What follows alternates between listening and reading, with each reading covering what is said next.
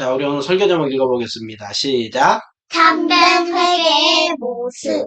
참된 회개의 모습. 느헤미야 9장과 10장은 오늘 참된 회개의 모습에 대해서 말씀을 하고 있습니다.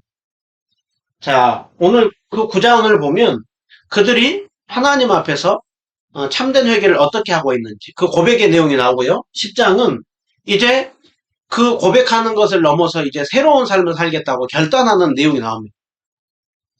자, 우리가 회개하는데 회개란 뭘까요? 회개는 하나님께 잘못했다고 돌이키는 것. 돌아서는 거예요. 우리가 죄악된 길에서 바른 길로, 또 우리가 세상을 향해서 나가는 그 발걸음을 하나님을 향한 발걸음으로 그 바꾸는 것. 그래서 회개는 그게 바뀌는 것을 얘기를 하는 것이죠. 성경에 보면 하나님 앞에서 정말 그 회개하는 내용이 나오는데 그 중에 아주 대표적으로 오늘 9장과 10장을 보면 그들이 그 회개하는 그 모습이 귀한 모습이 나와요. 오늘 우리가 이 말씀을 보면서 우리들 또한 주님 앞에서 정말 우리가 잘못된 길, 어긋난 길, 세상을 향해서 나가는 그 길이 날마다 바른 길로 하나님 앞에 나가는 그 모습, 하나님이 가장 기뻐하는 거예요. 우리 시편 51편 17절 보시면 하나님께서 구하는 제사는 상한 심령의 제사라고. 그러니까 상한 심령이라고 하는 거는 하나님 앞에 내가 그 죄를 지었다고 하는 것을 깨닫는 거예요. 그래서 그것을 가지고 상하고 통회하는 마음으로 주님 앞에 나가면 주님은 그러한 자를 멸시하지 않는다라고 하고 있어요. 그래서 오늘 이 고백을 했던 사람이 누구냐면 다윗이에요. 우리가 아는 것처럼 다윗은 하나님을 사랑했지만 또 다른 한편으로 다윗은 심각한 죄를 저질렀던 사람이죠. 다윗의 그 부하인 우리아의 아내 그 밧세바를 취하여서 다윗은 동침을 하고 또 그 죄를 덮기 위하여서 우리아를 죽이는 다윗은 간음죄를 저지르고 살인죄를 저질렀어요. 그렇지만 다윗이 잘했던 게 있어요. 다윗이 잘했던 것은 뭐냐면 하나님 앞에 그 죄를 지었을 때 그 회개하는 삶을 다윗은 살았다는 거예요. 다윗과 동시대에 살았던 사람이 사울이죠. 근데 사울도 죄를 저질렀고 다윗도 죄를 저질렀는데 사울과 다윗의 결정적인 차이는 뭐냐면 다윗은 회개하는 삶을 살았다는 거예요. 사울은 그 죄에 대해서 잠깐 반성하는 것 같지만 끊임없이 그 죄악된 길로 나갔다라는 거예요. 그래서 우리가 이 부분을 보면서 시편 51편에 보면 다윗이 얼마나 하나님 앞에 죄악을 회개하면서 나가는지 볼 수가 있어요. 그리고 다윗은 그 고백으로 끝나는 것이 아니라 이제 그것을 가지고 하나님 앞에서 늘 죄를 멀리하고 바른 길을 걸으려고 거룩한 삶을 살려고 했어요. 다윗이 비록 간음죄와 살인죄를 저질렀지만 하나님께서 말씀하시기를 이새의 아들 다윗을 보니 내 마음에 합한 자라라고. 그러니까 하나님 보시기에 너무나도 마음에 드는 사람이 다윗이라고 하고 있어요. 그러니까 오늘 이처럼 우리는 다 죄인이에요. 그런데 하나님은 어떠한 자를 오늘 또 기쁨으로 받느냐? 주님 앞에서 말씀을 듣고 죄를 깨닫고 회개하면서 나아갈 때 주님은 그러한 자를 기쁨으로 받는다라고 하고 있어요. 오늘 그것이 바로 이스라엘 백성들이 9장과 10장에서 보이고 있는 모습이에요. 그럼 우리는 이 9장에서 그들은 어떻게 회개하고 있나 그 부분을 보고 다음 주에는 그들이 이제 하나님이 이제 회개하는 삶으로 이렇게 살겠습니다 라고 고백하는 내용이 나오는데 그 부분은 우리가 다음 주에 보도록 하겠습니다.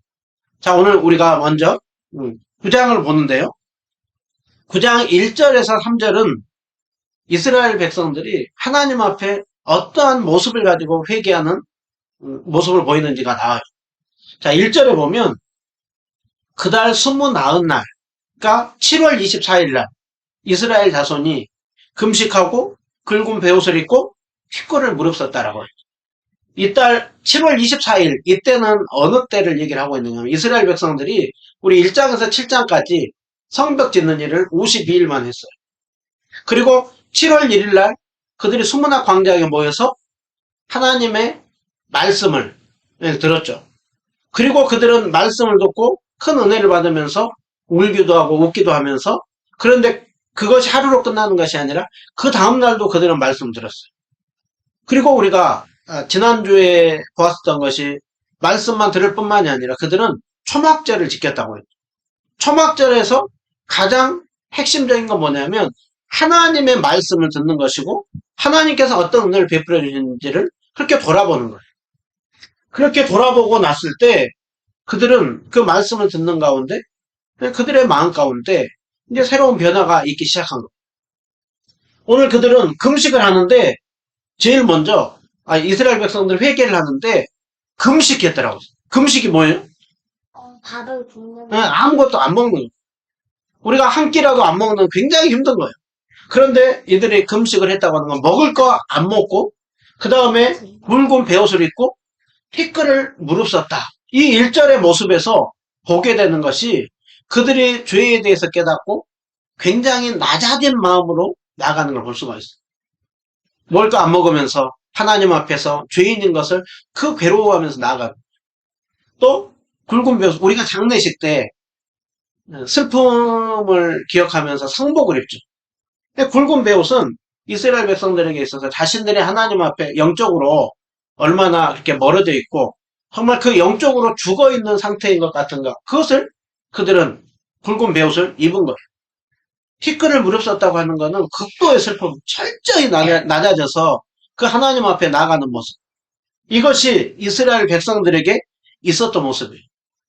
예수님께서 마태복음 5장에 보면 산상수훈을 말씀할 때 제일 먼저 복이 있도다 하면서 어떤 자가 복된 자라고 하고 있냐면 심령이 가난한 자, 그리고 애통한 자, 그러한 자들이 복이 있다라고 하고 있는데 지금 이스라엘 백성들의 그 모습이 바로 심령이 가난한, 애통한 그 마음을 가지고 나아가는 모습이에요. 그런데 오늘 이스라엘 백성들이 공동체적으로 하고 있는 이 모습이 먼저는 누구에게 있었었냐면 에스라에게 있었었고 느헤미야에게 있었어요. 자, 에스라가 두 번째로 포로 땅에서 돌아왔을 때 하나님께서 포로 땅에서 돌아오게 하는 은혜를 베풀어 줬지만 그 포로 땅에서 돌아온 이스라엘 백성들이 끊임없이 이전과 같이 동일하게 죄악을 짓고 있는 것을 보고 에스라는 그 모습을 보고 너무 괴로워서 속옷과 겉옷을 찢고 머리털과 수염을 뚫고 하나님 앞에 기도하면서 금식하면서 기도했다라고. 네. 또 우리가 느헤미야 1장에서 봤던 것처럼 느헤미야 1장에 이스라엘 백성들이 영적으로 정말 그 무너져 있는 것을 보고 느헤미야는 그 소식을 듣고 수일 동안 울고 슬퍼하며 하나님 앞에 금식하며 기도했다고 하고 있죠. 에스라 한 사람이 영적으로 깨어서 하나님 앞에 기도했었던 그 모습, 느헤미야 한 사람이 주님 앞에서 깨어있던 그 모습, 그것을 지금 누가 하고 있어요? 이스라엘 백성들이 공동체적으로 하고 있는 거예요. 공동체적. 이전에는 한 믿음의 소수의 사람들이 했다고 한다면 지금 이스라엘 백성들이 집단으로 그 일을 하고 있는 거예요. 그러니까 벌써 지금 그 공동체 안에 놀라운 영적 그 회복이 시작되는 것을 보여주고 있죠. 그러니까 우리가 이 1절만을 보더라도 이들 안에 새로운 변화, 정말 부흥이 시작이 되었구나, 이것을 우리가 알 수가 있는 거예요. 이스라엘 백성들은 단순히 겉모습만이 아니라 이제 2절에 보면 모든 이방 사람들과 절교했다라고. 절교가 뭐라고 했어요? 교제를 끊는 것이죠. 이스라엘 백성들이 140년 동안 포로 생활을 하다 보니까 처음에는 이방 사람들을 멀리하고 살았는지 모르지만 점점 이방 사람들과 가까이 하고 그 다음에 교제도 하고 사업도 하고 이제 결혼도 쉽게 하는 그 모습. 그런데 그것이 단순히 외국인과 가까이 멀리했다 그 부분이 아니라 이제 점점 하나님 방식보다 세상 방식을 따라서 살았다라는 거예요. 그래서 이스라엘 백성들이 그동안에 많은 이방화되는 그 모습이 있었는데 지금 이스라엘 백성들이 그 이방 사람들과 절교했다, 관계를 끊었다라고 하는 것은 이제는 세상 방식 따라 살지 않고 하나님 방식 따라서 살겠다라는 거예요. 이전에는 같이 사업도 했어요. 결혼도 했어요. 어제까지 함께 친하게 지냈어요. 그런데 갑자기 하루 사이에 관계를 끊는다. 이게 쉬워요? 어려워요? 어려워요. 그런데도 지금 이스라엘 백성들이 이 관계를 끊는다고 하는 것은 그들의 마음의 변화가 시작이 되었다는 거예요. 그리고 하나님 말씀을 따라서 살기로 결단했다라는 거예요. 그 모습을 가지고 자기들의 죄와 조상들의 죄를 자복했다라고 하고 있어요. 그래서 이들은 7월 24일에 모여서 이날에 4분의 1, 3시간은 하나님 말씀을 듣고 3시간은 자기들과 조상들의 죄를 그렇게 주님 앞에 회개하는 모습을 볼 수가 있어요. 자, 우리 1절부터 3절까지 여기에서 이들에서 보게 되는 게 뭐냐면 참된 회개의 모습이에요. 자, 우리가 참된 회개의 모습 얘기를 하고 있는데요. 참된 회개란 뭘까요? 자, 회개에는 반드시 3가지가 동반돼요. 우리가 지식적으로 먼저 죄에 대해서 깨닫는 거예요. 아, 내가 죄를 지었구나. 아, 이게 하나님 싫어하는 것이구나. 그것을 깨닫는 거예요. 그리고 그것을 깨닫는 것에서 끝나는 것이 아니라 감정적으로 그 죄에 대해서 슬퍼하고 죄를 미워하는 거예요. 그런데 참된 회개는 거기까지 나아가는 것이 아니라 죄로부터 돌아서는 행동까지 나아가는 거예요. 우리가 죄를 깨달았어요. 그 다음에 슬퍼해요. 그러고 나서 갑자기 하루아침에 죄가 끊어져요, 안 끊어져요? 죄가 안 끊어져요. 그런데 참된 회개하는 사람과 회개하지 않는 사람의 특징은 뭐냐면 이전에 지었던 죄를 똑같이 아무 양심 없이 아무 슬퍼함 없이 짓는 것. 이거는 참된 회개가 아니에요. 참된 회개는 내가 대해서 슬퍼하고 깨닫고 슬퍼하면서 끝나는 것이 아니라 끊임없이 죄와 싸우는 것. 죄를 안 지으려고 노력하는 것. 또 지어요? 그런데도 또 안 지으려고 노력하는 것을 반복하는 것. 이것이 참된 회개하는 사람의 특징이에요. 자, 이스라엘 백성들이 이방 사람들과 짓는 죄가 그거 하나님 싫어하는 것이구나. 그것은 깨달았어요. 그리고 그들은 오늘 자복해요. 그리고 이제 9장 끝에 가면 이제 이렇게 하지 않겠습니다. 결단하고 10장에 그 결단의 내용까지가 나와요. 오늘 그것이 참된 회개하는 모습이 나오는 것을 볼 수가 있어요. 자, 우리가 이 모습을 보면서 참된 회개를 하기 위해서는 죄에 대한 깨달음이 있어야 된다고 했죠. 자, 이스라엘 백성들이 어떻게 죄에 대해서 깨닫고 또 하나님 앞에 회개할 수 있었을까요? 그 출발점이 어디서부터 시작이 됐어요? 이들이 회개를 하게 되는 출발점. 8장에 보면 수문학 광장에서 하나님의 말씀이 들려졌죠. 그러니까 하나님의 말씀 속에서 그들이 말씀을 계속해서 듣고 깨닫다 보니까 그들이 자신의 모습이 보이는 거예요. 자신이 얼마나 하나님으로부터 멀어졌는지 또 얼마나 하나님이 싫어하는 모습들을 하고 있는지 하나님의 말씀을 들려주고 그 말씀이 심령 속에 새겨지다 보니까 그들은 죄에 대해서 깨닫고 나간. 그래서 이들의 오늘 회개는 어디로부터 시작이 됐냐면 하나님의 말씀, 수문학 광장에서 들었던 말씀으로부터 시작이 되는 거예요. 그래서 오늘 늘 회개에는 반드시 이 2가지가 동반이 되는데 하나님의 강력한 말씀을 들려주고 그리고 죄에 대한 깨달음으로 회개가 있을 때 그때 부흥이 있었던 걸 볼 수가 있어요. 오늘 이 모습이 이스라엘 백성들에게 있었던 모습이고 사도행전 2장에 보면 오순절날 성령님께서 강력하게 임하시죠. 그러고 났을 때 그 사도들은 성령의 충만함을 받고 했었던 게 뭐였어요? 그 모인 사람들 앞에서 복음을 선포했어요. 복음을. 어떤 부분이야? 예수님께서 왜 십자가에 죽으셨고 예수님이 십자가의 죽음으로 끝난 것이 아니라 부활하셨다고 합니다. 십자가의 죽음과 부활.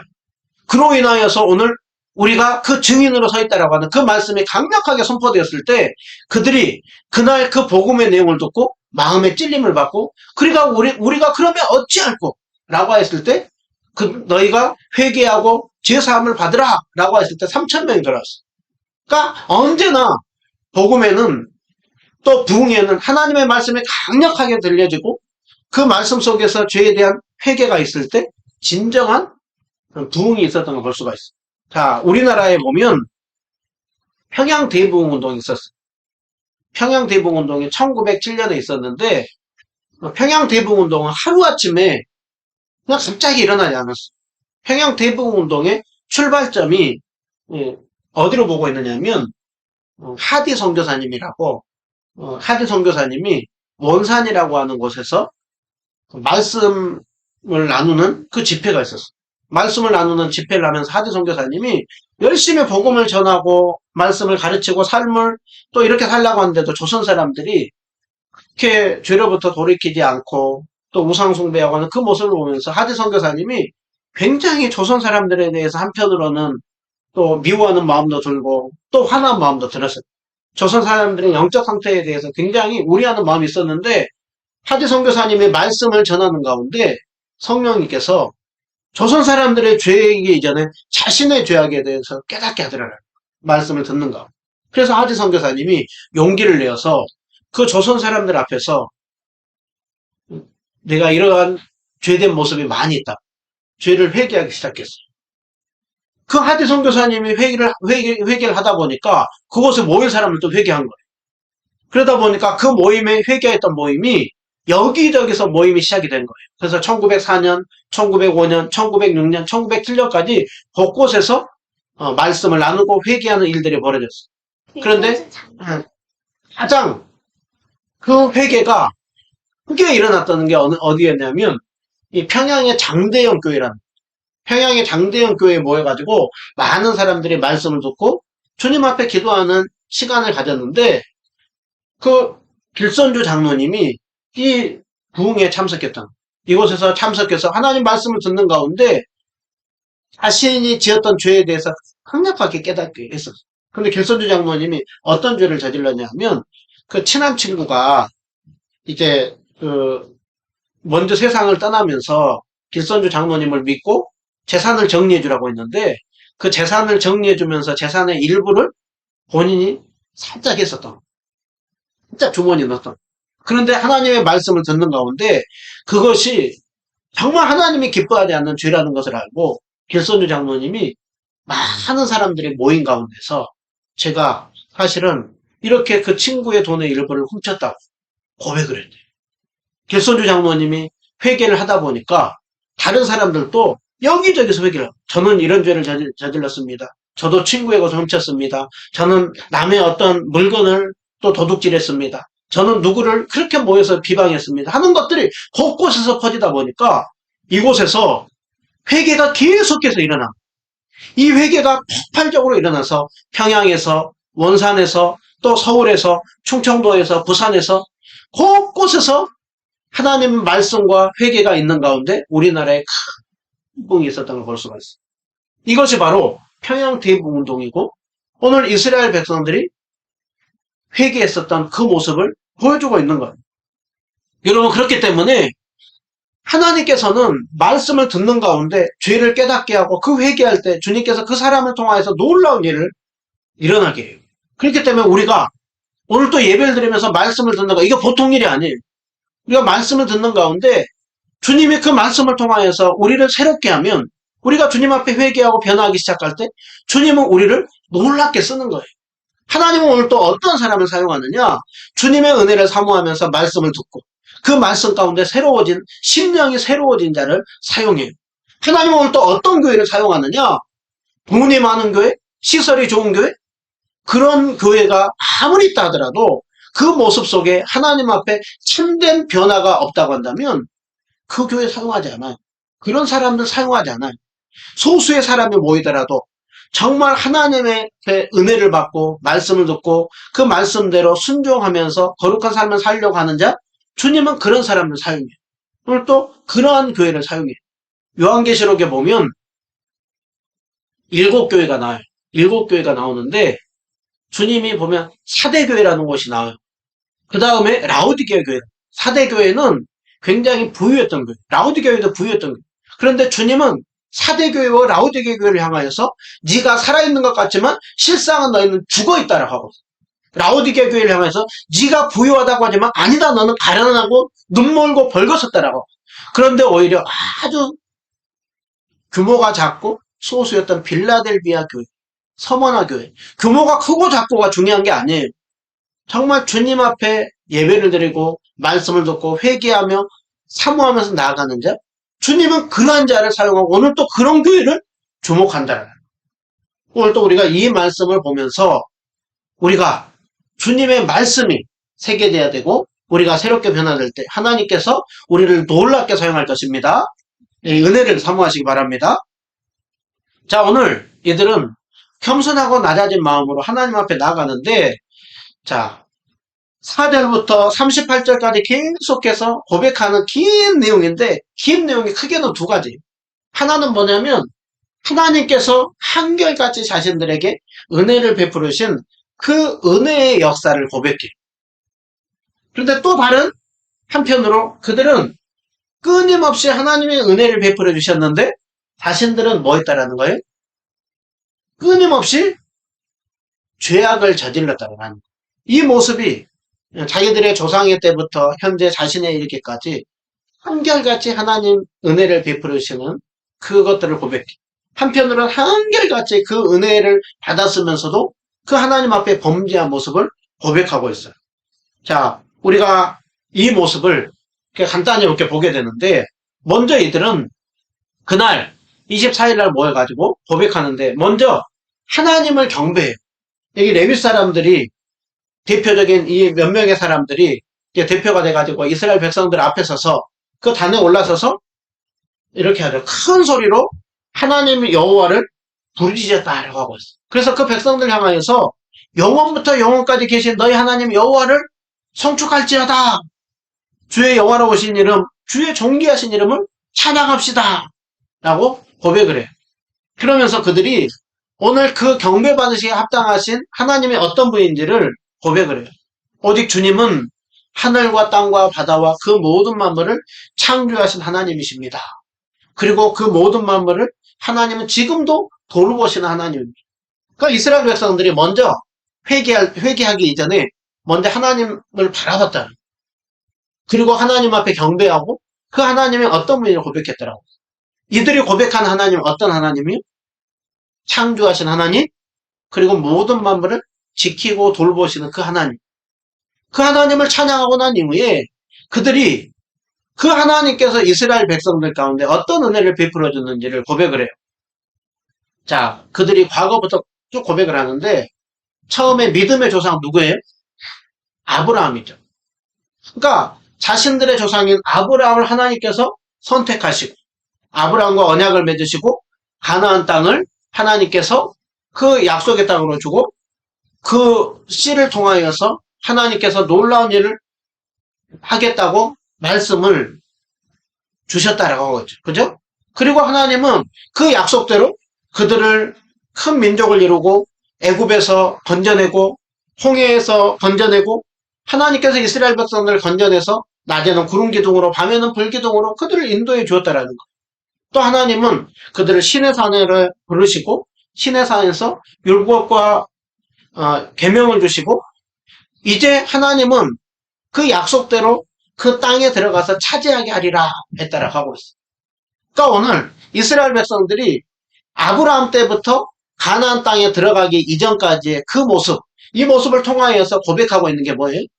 하나님은 약속하시고 약속대로 신실하게 자기 조상들에게 은혜를 베풀어 주었다라는.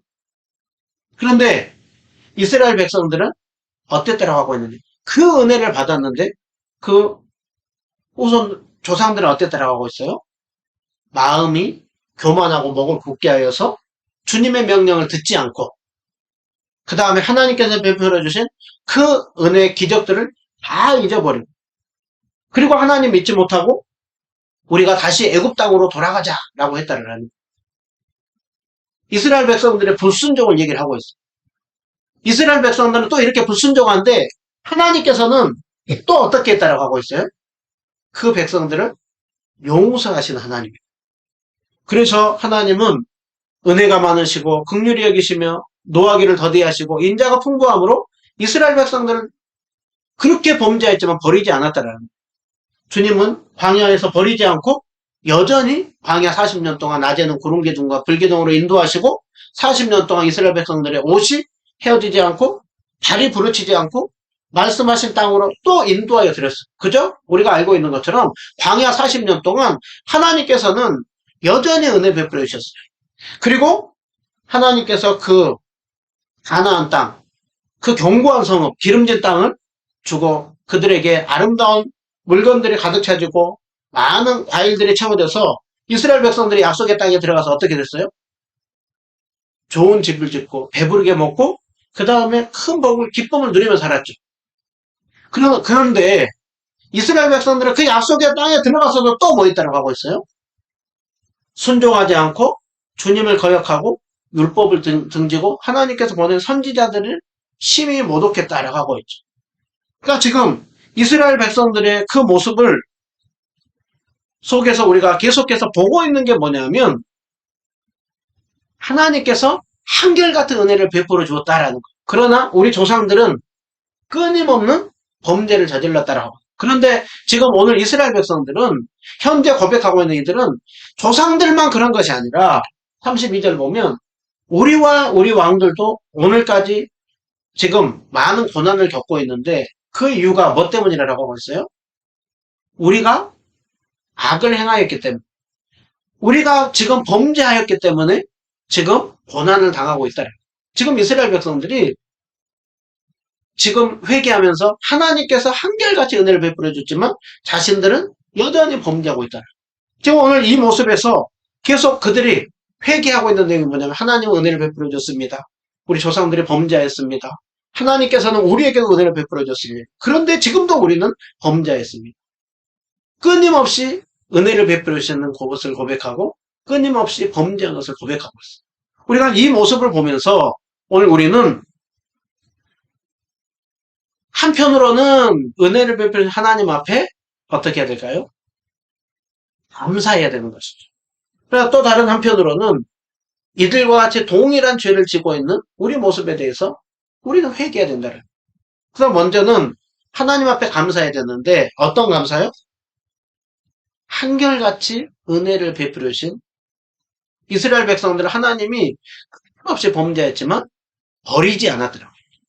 때로는 징계도 하고 때로는 그 고난도 겪게 하였지만 하나님은 결코 버리지 않고 아브라함 때부터 모세 때, 그 다음에 광야의 시대, 그 다음에 사사시대, 포로시대, 그리고 여전히 은혜를 베풀어 주었다는 겁니다. 그래서 하나님의 사랑은 한결같은 사랑이고 포기하지 않는 사랑이에요. 자, 하나님께서 이스라엘 백성들만 한결같이 사랑해 줄까요? 우리도 사랑해 주죠. 하나님이 우리를 사랑하는 결정적인 사랑의 증표가 뭐예요?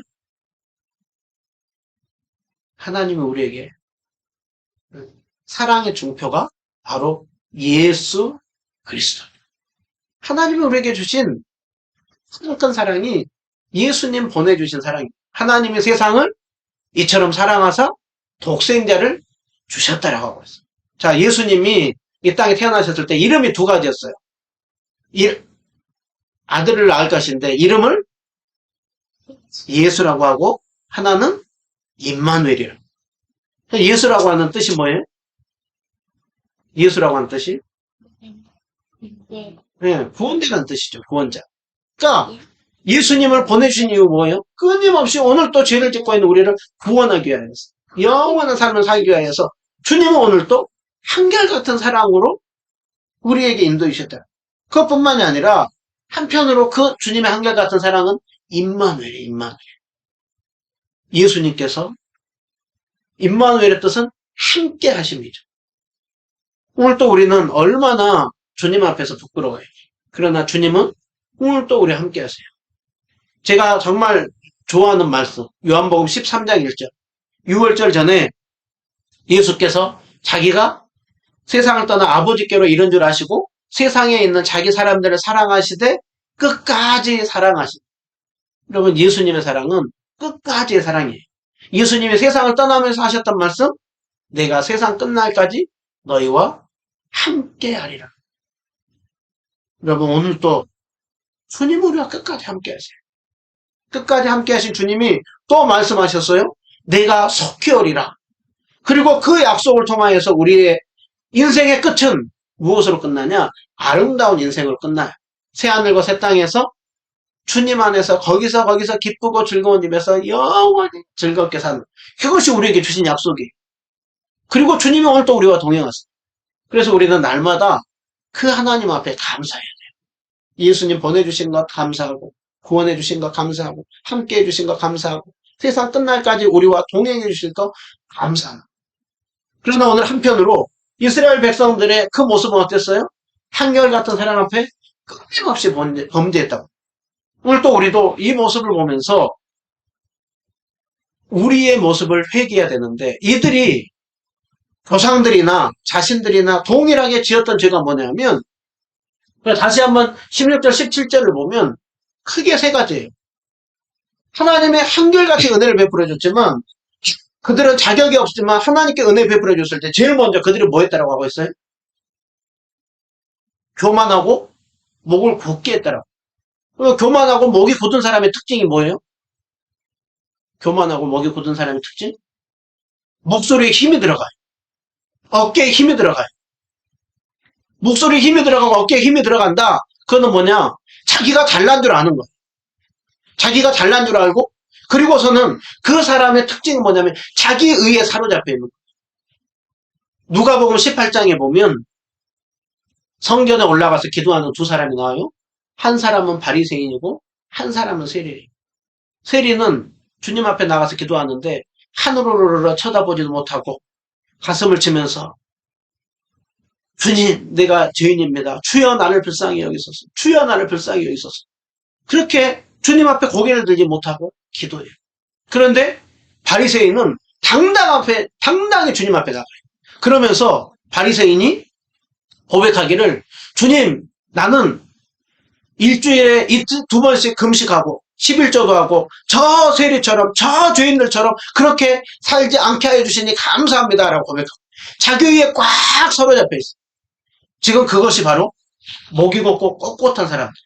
그런데 오늘 이 교만함 속에 빠진 사람들의 특징이 세 가지인데, 오늘 첫 번째로 그 교만함에 빠지다 보니까 뭐 했다라고 하고 있어요? 첫 번째로 주님의 명령을 듣지 않았다라고 하고 있어요. 그러면 교만한 자에게 나타나는 특징은 뭐냐면 하나님의 말씀이 마음에 뿌리지. 하나님의 말씀이 전혀 영향을 끼치지 않아요.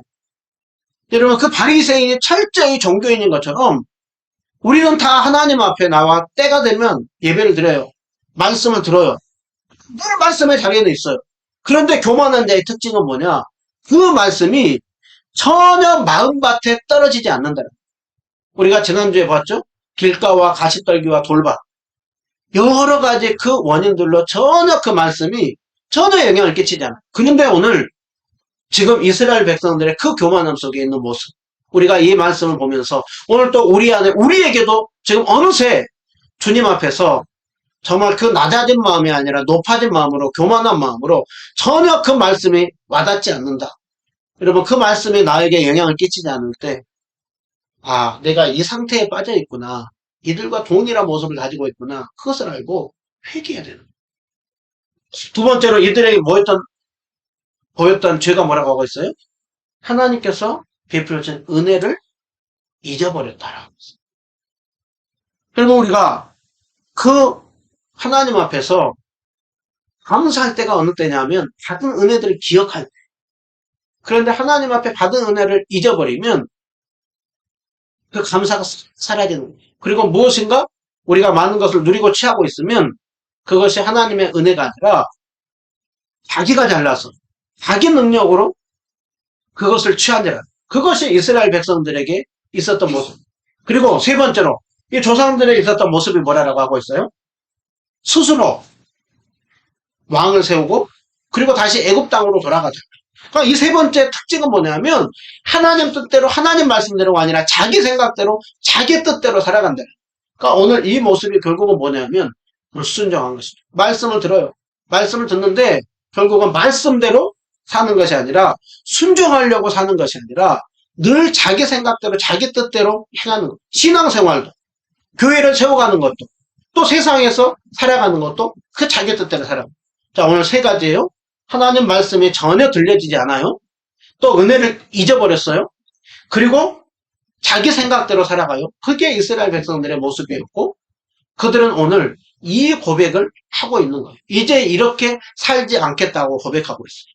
오늘 또 우리가 이 모습을 보면서 우리도 어느새 교만하고 목이 고다진 모습이 있지는 않는가?